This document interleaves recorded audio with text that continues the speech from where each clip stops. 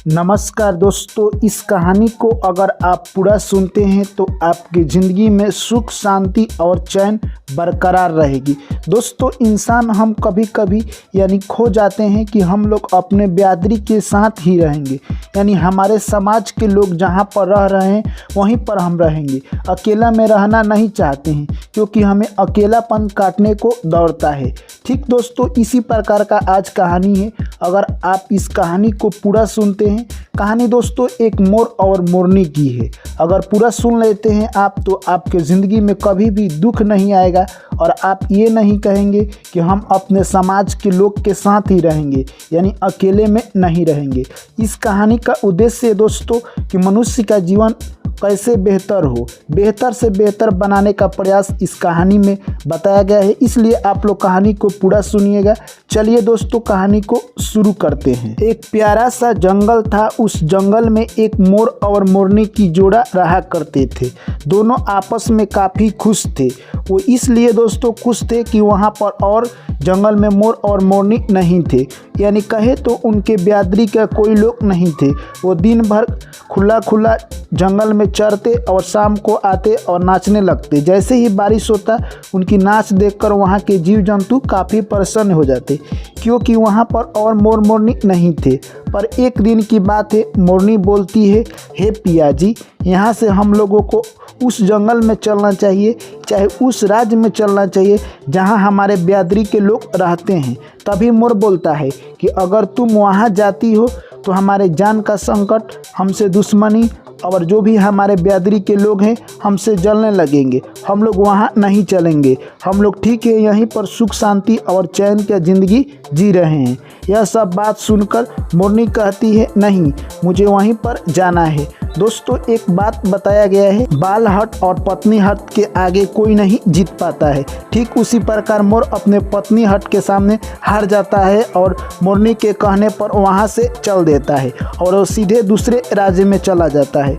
वह राज्य काफ़ी मोरों से भरा हुआ था। वहाँ पर बहुत सारे मोर और मोरनी रहा करते थे।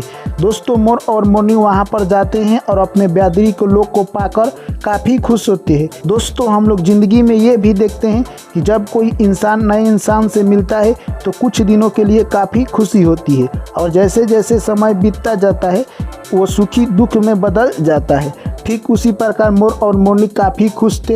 एक दिन की बात है, उस राज्य के राजा बहुत भूखे थे, खाने के लिए अपने पत्नी से बोलते हैं कि तुम मेरे लिए कुछ खाना लेकर आओ। उनकी पत्नी जाती है राजा के लिए। उसकी रानी 36 प्रकार की व्यंजन बनाकर लाती है और राजा को दे देती है। राजा जैसे ही भोजन करने वाले थे, उनके थाली में से एक चावल का टुकड़ा गिर जाता है और वो चींटी लेकर जाने लगती है। दोस्तों, वो चींटी आपस में ही बोल रही थी कि राजा कहीं मुझे देख तो नहीं रहे हैं। राजा, जो कि सभी जीव जंतु और पक्षी की पढ़ाई किए हैं, जिसका नाम है करावशास्त्र। करावशास्त्र वैसा विषय है दोस्तों जिसमें जीव जंतु और पक्षी की भाषा को सिखाया जाता है, जो कि राजा पढ़ाई किए थे। राजा समझ गए। उस चींटी को राजा देख रहे थे। तभी तक एक चींटा आता है और चींटी से बोलता है, यह चावल का टुकड़ा मुझे दे दो और तुम जाकर राजा के थाली में से एक और टुकड़ा लेकर आओ। इतने में चींटी बोलती है, क्या तुम मेरे जान संकट में डालोगे? तभी तक चींटा का नज़र राजा पर जाता है और यह सब दृश्य राजा देख रहे थे। चींटा कहता है, मुझे आभास हो रहा है कि राजा हमारी भाषा को समझ रहे। तभी चींटी कहती है कि नहीं, राजा हमारे भाषा को नहीं समझते होंगे। इतने में फिर चींटा कहता है, नहीं, राजा हमारे भाषा को समझ रहे हैं, इसीलिए हमारे तरफ ताक रहे हैं। तभी तक चींटी कहती है कि अगर राजा हमारे भाषा को समझ रहे होंगे तो वो अगर हमारी बात किसी से कहते हैं तो वो पत्थर के बन जाएंगे। दोस्तों, यह बात कहकर वहाँ से चींटा और चींटी चले जाते हैं। तब तक राजा यह बात सुनकर काफ़ी ज़ोर से हंसने लगता है। उसकी रानी जब राजा की आवाज़ सुनती है तो आकर देखने लगती है और पूछने लगती है कि क्या मुझसे कोई गलती हो गई कि आप इतना ज़ोर से हंस रहे हैं? राजा कहते हैं, नहीं, यूँ ही मैं हंस रहा था। रानी हट करने लगी और कहती है कि आपको बताना ही होगा कि आप क्यों यूँ ही हंस रहे हैं। राजा कहते हैं कि नहीं, मुझे एक बात याद आ गया, इसीलिए मैं हंस रहा हूँ। फिर भी रानी यह बात सुनकर नहीं मानी और कही कि आपको मुझे बताना ही होगा। यानी रानी का हट देकर राजा कहते हैं कि मैं तुमको जब बताऊंगा तो तुम्हारी और मेरी प्राण संकट में आ सकती है। यह बात सुनकर रानी और हट करने लगी और कहने लगी के साथ जो भी बात हुआ है मैं जानूंगी जरूर, क्योंकि कौन सा ऐसा बात है जिससे हमारी जान संकट में आ जाएगी। दोस्तों राजा बताना नहीं चाहते थे, फिर भी राजा कहते हैं कि तुम जब हट कर ही रही हो तो चलो हम लोग एक जंगल में चलते हैं और वहीं पर तुम्हें जो भी बात हमारे साथ हुआ है मैं तुम्हें बताऊंगा। दोस्तों वहां से राजा और रानी एक रथ पर बैठकर जंगल में चले जाते हैं और राजा कहते हैं कि जब तुम मुझे खाना ला कर दी थी तभी मेरे थाली से एक चावल का टुकड़ा गिर गया और वह चींटी लेकर चली जाती है। जब भी राजा इतनी ही बात कहते हैं तो आधे यानी कहे तो पत्थर के बन जाते हैं। उसके बाद एक चींटा आता है और कहता है कि वो चावल का टुकड़ा मुझे दे दो। चींटी कहती है कि नहीं। फिर चींटा कहता है कि यह सब बात आभास हो रहा है राजा को। तभी चींटी कहती है कि यानी राजा अगर हमारी बात को किसी से बताते हैं तो वो पत्थर के बन जाएंगे। इतने बात राजा जैसे ही संपूर्ण कहते हैं वो पत्थर के बन जाते हैं। दोस्तों रानी वहीं पर बैठकर रोने लगती है क्योंकि राजा अब पत्थर के बन गए। यह सब सीन करुणामय देखकर मोरनी आती है और पूछती है कि आपके साथ क्या हुआ है। दोस्तों यानी मोरनी को फिर रानी वही कहानी सुना देती है और रानी भी स्वयं पत्थर की बन जाती है। और मोरनी सोचती है कि मैं अब किसी को बताती हूँ तो मेरे साथ भी वही होगा जो कि राजा और रानी के साथ हुआ है। दोस्तों मोरनी किसी को बात बताना नहीं चाहती थी। अब वो परेशान रहने लगी और अपने पति से भी ये बात नहीं बताना चाहती थी। पर दोस्तों जो लिखा है किस्मत में वो होकर रहेगा, उसे कोई नहीं मिटा सकता है। और एक दिन मोर पूछता है कि आजकल तुम क्यों इतना परेशान रहती हो? मैंने तुमसे बोला था कि उसी जंगल में हम लोग ठीक है, वहीं पर हम लोग चलते हैं और वहीं पर रहेंगे। इतने में मोरनी बोलती है कि नहीं हम लोग यहीं पर ठीक है। फिर मोर बोलता है कि तुम इतना उदास क्यों हो?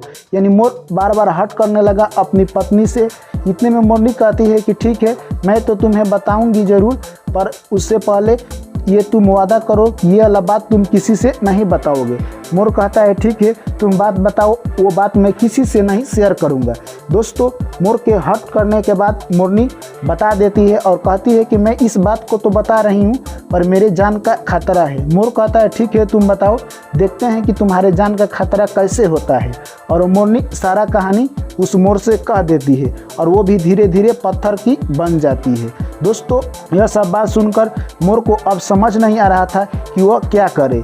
मोर सोचता कि मैं इस बात को किसी के साथ शेयर करता हूँ तो मैं भी पत्थर का बन जाऊंगा और मैं इस बात को किसी के साथ शेयर नहीं करूंगा। और दोस्तों मोर उस जंगल को छोड़कर फिर पुनः उसी जंगल में चला गया जहां पर वो अकेले में रहा करता था। और मोर अफसोस करने लगा कि हमने अपनी पत्नी की हट में आकर उसको उस जगह ले गया जहां उसकी जान की खतरा हो गया। तो दोस्तों इस कहानी से हमें क्या सीख मिलती है? इस कहानी से दोस्तों हमने यही सीखा है कि कभी भी कोई व्यक्ति आपके साथ हट या जिद कर रहा है तो उसको जिद के आगे आप अपना निर्णय ना बदले। अगर मोर उस जंगल को छोड़कर नहीं आता तो वो अपने पत्नी के हाथ से जुदा नहीं कर पाता। अगर वहीं पर आता तो उसकी पत्नी उसे नहीं बिछड़ पाती। और दोस्तों अंततः मोरनी पत्थर बन गई और मोर यही सब बात सोचकर काफ़ी दुखी रहा और उस जंगल में धीरे धीरे वो इस सब बात को सोच कर रोने लगा। तो यही कहानी से सीख मिलती है दोस्तों कि कभी भी किसी की बात में हट में आकर हमें अपना निर्णय नहीं बदलना चाहिए। जो हमें विवेक से अच्छा लगे वही करना चाहिए, न कि हम अपना निर्णय किसी के हट में आने से बदल देंगे। अगर आप निर्णय बदलते हैं तो मोर का जो हाल हुआ आपका भी वही हाल होगा। तो दोस्तों कभी भी निर्णय ना बदले, विवेक से काम ले। तो चलिए दोस्तों आप बताइए कि इस कहानी से आपने क्या सीखा है और कमेंट करके एक प्यारा सा कमेंट जरूर लिखिए। चलिए दोस्तों आप लोग से फिर मिलते हैं नेक्स्ट कहानी में। ऐसे ही प्यार और सपोर्ट बनाए रखें। चैनल पर पहली बार आएँ तो चैनल को सब्सक्राइब कर लीजिए और वीडियो को लाइक कर दीजिए और दोस्तों और रिश्तेदारों के साथ जरूर शेयर कीजिए। फिर मिलते हैं नेक्स्ट कहानी में एक न्यू स्टोरी के साथ। तब तक के लिए सभी प्यारे साथियों एवं मेरे भाई एवं बहनों को मेरा प्यार भरा नमस्कार। जय श्री कृष्ण, राधे राधे।